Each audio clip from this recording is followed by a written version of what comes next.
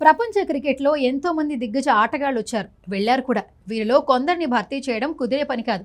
ఎప్పటికప్పుడు కొత్త తరం ప్లేయర్స్ వచ్చినా దిగ్గజాలను రీప్లేస్ చేయడం అసాధ్యం. ప్రస్తుతం విరాట్ కోహ్లీ, రోహిత్ శర్మ కూడా ఇదే కోవలోకి వస్తారంటున్నారు మాజీ కెప్టెన్ కపిల్ దేవ్. టీ20లకు వీరిద్దరూ రిటైర్మెంట్ ప్రకటించిన నేపథ్యంలో కపిల్ దేవ్ స్పందించారు.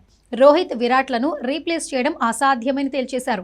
ఇద్దరిని గొప్ప ఆటగాళ్లుగా అభివర్ణించిన కపిల్ వరల్డ్ కప్ విజయంతో వారికి గొప్ప వీడ్కోలు దక్కించుకున్నారు. ముఖ్యంగా విరాట్ 3 ఫార్మెట్లలో తనదైన ముద్ర వేశాడని గుర్తు చేశారు.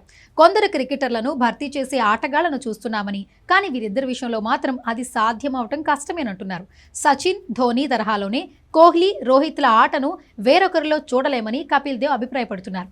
షార్ట్ ఫార్మేట్కు గుడ్ బై చెప్పిన కోహ్లీ, రోహిత్ ఇక వన్డే టెస్టులో మాత్రమే కొనసాగనున్నారు. ఇదిలా ఉంటే టీమిండియా కొత్త కోచ్ గంభీర్ తమ కంటే మెరుగ్గా ఫలితాలు అందించాలని కోరుకుంటున్నట్లు చెప్పారు. కోచ్గా బాధ్యతలు అందుకున్న గంభీర్కు ఆల్ ది బెస్ట్ చెబుతూ శుభాకాంక్షలు తెలియజేశారు.